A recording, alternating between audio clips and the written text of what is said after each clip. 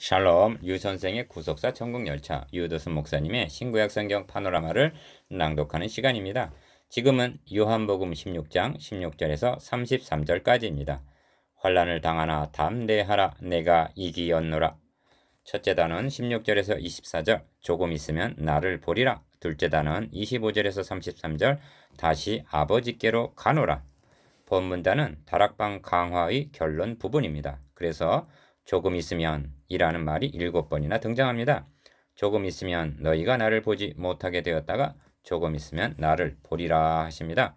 그러므로 중심점은 환난을 당하나 담대하라, 내가 세상을 이기었노라 하는 말씀이 있습니다.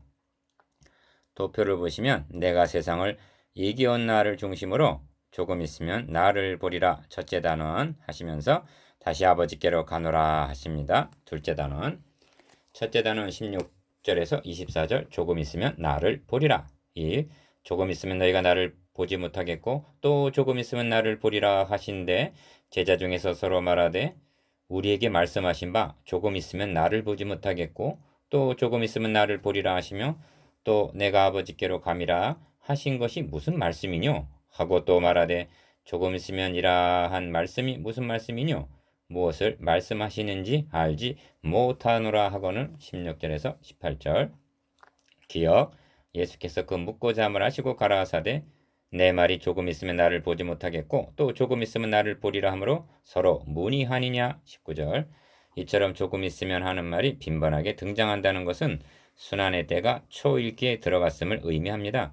그럼에도 불구하고 본문에 의하면 그리스도에 대한 제자들의 인식과 믿음이 아직도 확고하지 못함을 말해줍니다. 이 내가 진실로 진실로 너희에게 이르노니 너희는 곡하고 애통하리니 세상이 기뻐하리라. 20절 상반절. 이는 주님께서 말씀하신 23번째 진실로 진실로입니다. 너희는 곡하고 애통하리니 세상이 기뻐하리라 하심은 주님의 죽으심을 가리키는 것이 분명합니다. 기억. 그러나 너희는 근심하겠으나 너희 근심이 도리어 기쁨이 되리라. 여자가 해산하게 되면 그때가 이르렀으므로 근심하나 아이를 낳으면 세상이 사람 난 기쁨을 인하여 그 고통을 다시 기억지 아니하느니라 하십니다. 20절 하반절에서 21절. 주님께서는 당하실 고난은 해산의 고통에 비유하시는데 그리스도께서 당하실 십자가 고난은 진실로 우리로 한 천 열매가 되게 하시려고 자기의 뜻을 조차 진리의 말씀으로 우리를 낳으셨느니라 한 야고보서 1장 18절 해산의 고통이었던 것입니다. 요한계시록에서도 여자가 아이를 베어 해산하게 되매 아파서 애써 부르짖더라 하고, 계시록 12장 2절 그리스도의 초림 사건도 해산의 고통을 통해서 되어졌다고 말씀합니다. 너희 근심이 도리어 기쁨이 되리라 하시는 것은 죽은 자 가운데서 다시 살아나실 것을 가리킴이 분명합니다. 제자들이 근심한 것이 무엇인가? 주님께서 십자가에 달리시게 된다는 것입니다. 그런데 그 십자가가 도리어 기쁨이 되리라는 말씀입니다. 하나님은 악을 선으로 바꾸시는 분이십니다. 이 말씀은 우리에게 위로와 격려가 됩니다. 3. 그래서 지금은 너희가 근심하나 내가 다시 너희를 보리니 너희 마음이 기쁠 것이요 너희 기쁨을 빼앗을 자가 없느니라 하십니다. 22절. 누가복음 24장 41절에 의하면 저희가 너무 기쁨으로 오히려 믿지 못하고 기히 여겼다 합니다. 기억. 그날에는 너희가 아무것도 내게 묻지 아니하리라 하심은 지금 의구심을 갖고 근심하는 모든 일들이 밝히 깨닫게 되고 해답을 얻게 되리라는 뜻입니다. 죽은 자 가운데서 살아나신 후에야 제자들이 이 말씀하신 것을 기억하고 성경과 및 예수의 하신 말씀을 믿었더라 합니다. 2장 22절. 4. 그리고 또다시 내가 진실로 진실로 너에게 이르노니 너희가 무엇이든지 아버지께 구하는 것을 내 이름으로 주시리라. 23절 하고 기도의 특권을 주고 가실 것을 말씀하십니다. 기억. 지금까지 너희가 내 이름으로 아무것도 구하지 아니하였으나 구하라. 그리하면 받으리니 너희 기쁨이 충만하리라 하십니다. 24절. 내 이름으로라는 말이 거듭 강조되어 있습니다. 떠나시는 주님은 제자들에게 자신의 거룩하신 이름을 주고 가셨습니다. 성령을 보내주실 것을 14장 16절, 15장 26절, 16장 7절을 통해서 약속하셨듯이 주님의 거룩하신 이름을 위임하여 기도의 특권을 위임하여 주실 것도 14장 13절, 15장 16절, 16장 24절에 반복적으로 강조되어 있습니다. 또 다른 보혜사 성령을 보내주리라. 내 이름으로 구하라. 그러면 주시리라. 이것이 다락방 강화의 중심적인 두 주제입니다.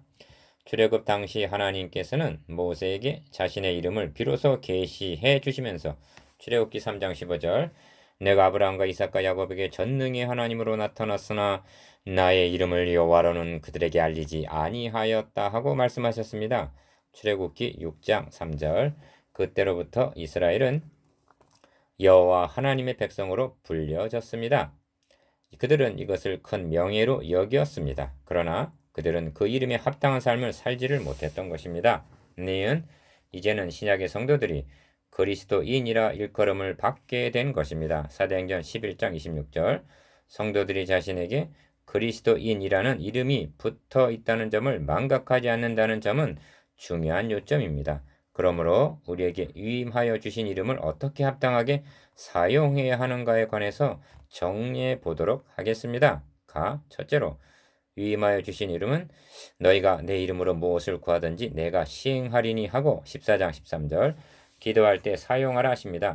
15장 16절에서도 내 이름으로 아버지께 무엇을 구하든지 다 받게 하려 함이니라 하고 말씀하시고 16장 24절에서도 지금까지는 너희가 내 이름으로 아무것도 구하지 아니했으나 구하라 그리하면 받으리니 하고 주님의 이름으로 기도하라고 말씀하십니다.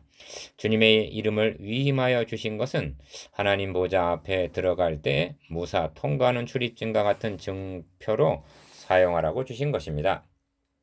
그런데 주님의 이름으로 기도한다는 것은 의미도 모르면서 주문외우듯 이름만 붙이면 된다는 뜻이 아닙니다. 나 같은 죄인이 하나님 보좌 앞에 들어가는 것이 어떻게 가능하여졌는가를 묵상하며 고백함을 의미합니다. 성경은 우리가 예수의 피를 힘입어 성소에 들어갈 담력을 얻었나니 히브리서 10장 19절 그러므로 우리가 공인하심을 받고 때를 따라 돕는 은혜를 얻기 위하여 은혜의 보좌 앞에 담대히 나아갈 것이니라 하고 말씀합니다. 히브리서 4장 16절 이것이 예수 그리스도의 이름으로 구하라 하신 의미입니다. 둘째로 주님의 이름으로 하나님께 기도한다는 것은 주님께서 기도하시는 것과 같은 효력이 있음을 의미합니다. 대인관계에 있어서도 위임장 제도가 있습니다. 그것은 본인이 직접 나서지 않더라도 본인과 꼭 같은 자격을 행사하고 있음을 증명해 주는 것입니다. 주님은 승천하시면서 인감 도장이 찍혀 있는 위임장을 주고 가신 셈입니다. 이 점이 지금까지 너희가 내 이름으로 아무것도 구하지 아니하였으나 하신 말씀에 나타납니다. 24절 왜냐하면 주님께서 보혜사가 되시어서 곁에 계시는데 주님의 이름으로 구할 필요가 없었기 때문입니다. 그러나 이제 주님께서 제자들의 곁을 떠나시고자 합니다. 그래서 그날에 너희가 내 이름으로 구할 것이요 내가 너희를 위하여 아버지께 구하겠다는 말이 아니니 하십니다. 16장 26절에서 27절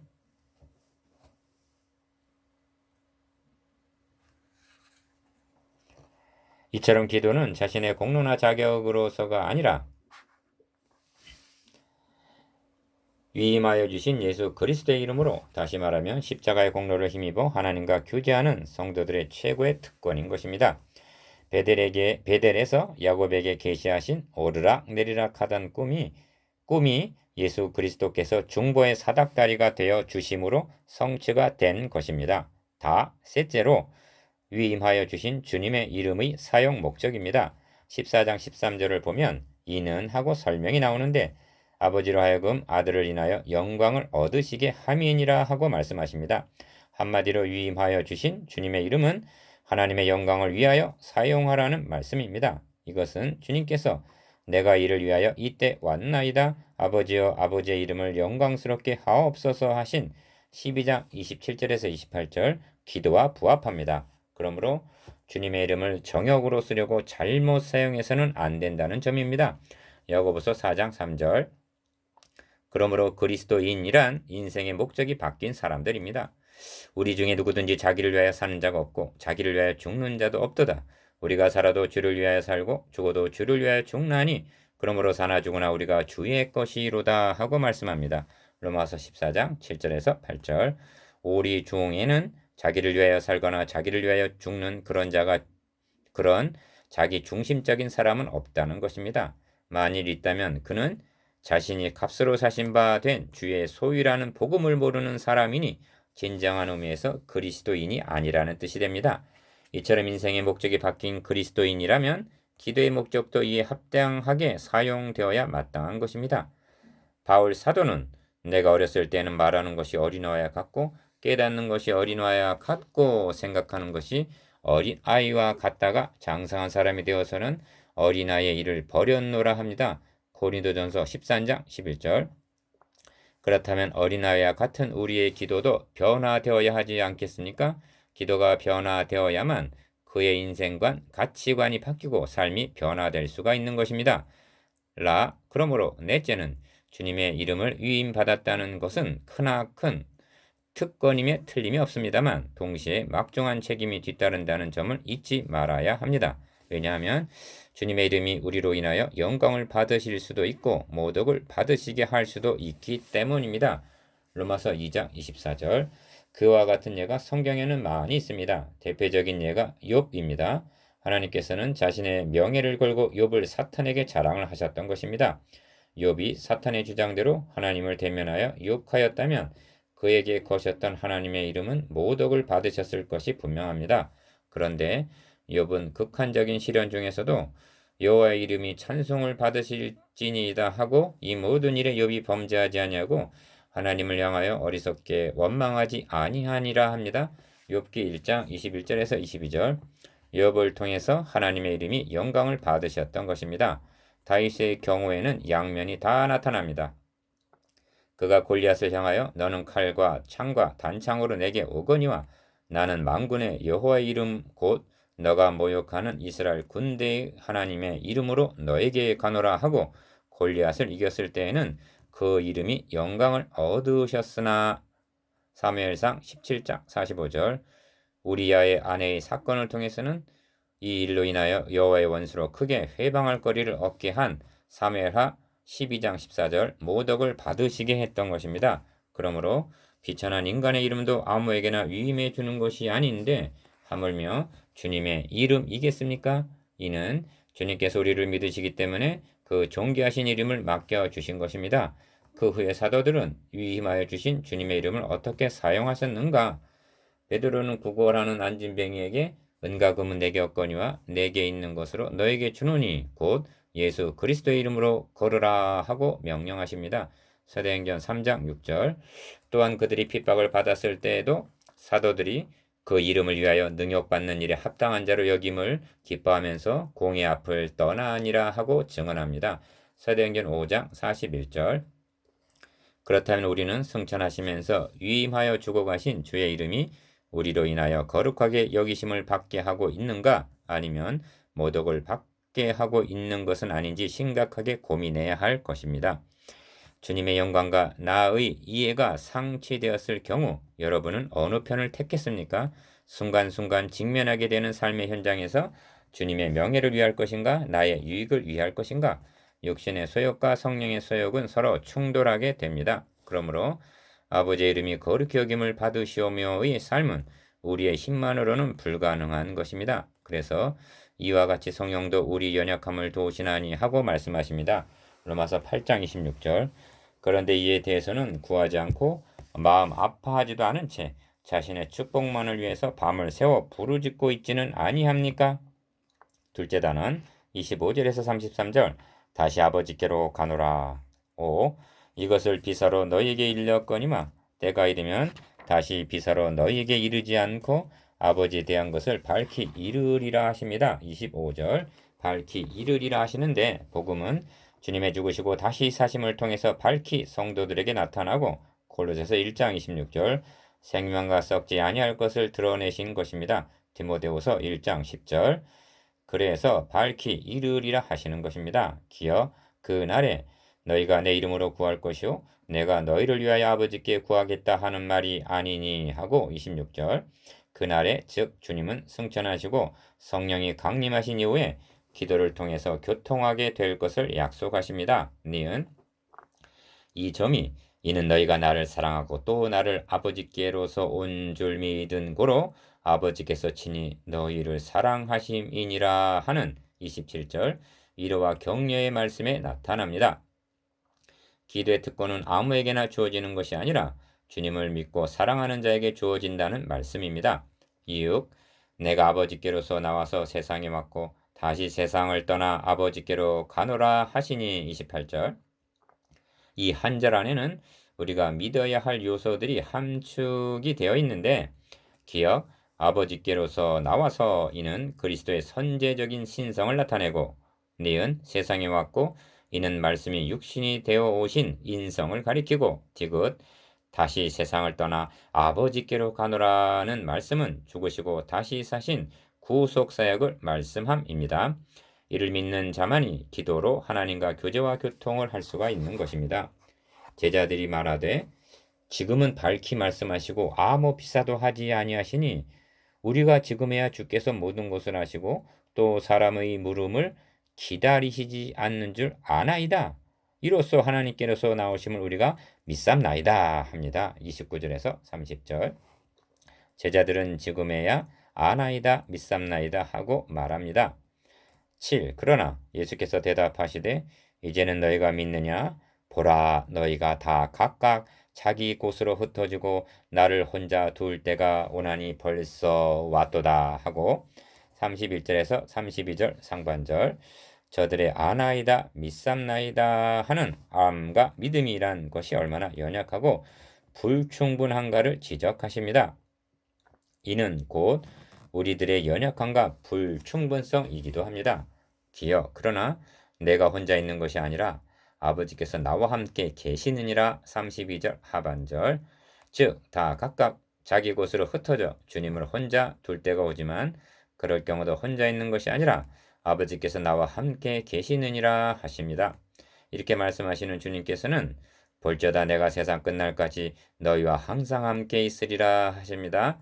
마태복음 28장 20절 우리는 혹시 주님을 떠나는 경우가 있고 세상 친구는 나를 버릴지라도 주님만은 떠나시지 않는다는 말씀입니다. 그렇습니다. 내가 처음 변명할 때 나와 함께한 자가 하나도 없고 다 나를 버렸으나 주께서 내 곁에 계셔 나를 강건케 하심은 하고 디모데후서 4장 16절에서 17절 주님만은 떠나시지 않았노라고 사도 바울은 마지막 서신에서 증언합니다. 니은 이것을 너에게 이름은 너희로 내 안에서 평안을 누리게 하려 함이라. 세상에서는 너희가 환난을 당하나 담대하라. 내가 세상을 이기었노라. 33절 이것이 다락방 강화에 있어서 주님의 마지막 말씀입니다.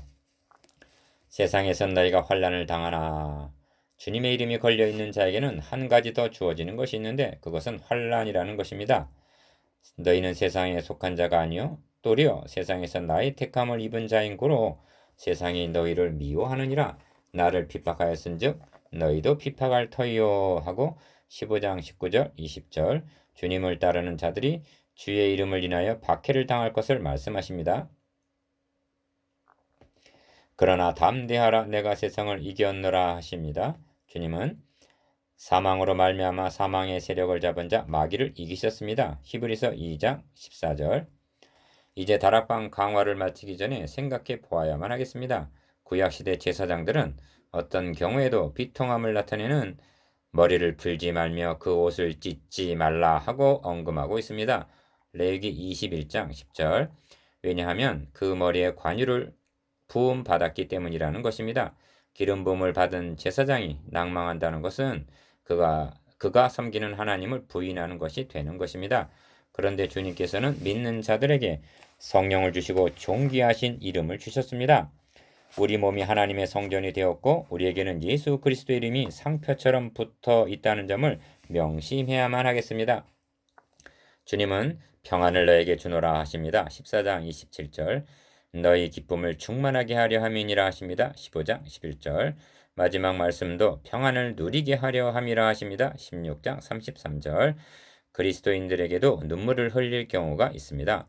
외톨이가 된 것 같은 경우에는 여러분 내가 너희를 고아와 같이 버려두지 아니하고 너희에게로 오리라 하신 말씀을 생각하시고 14장 26절 염려와 두려움 있을 때에는 담대하라 내가 세상을 이기었노라 하신 말씀을 상기하면서 평안을 누리시게 되기를 바랍니다. 묵상해 봅시다. 1. 위임하여 주신 주님의 이름을 무엇을 위해서 사용해야 되는지에 대해서 무엇을 위해 사용해야 하는지에 대해서 2. 너희 근심이 도리어 기쁨이 되리라에 대해서 3. 환난을 당하나 담대하라 내가 세상을 이기었노라 하신 말씀에 대해서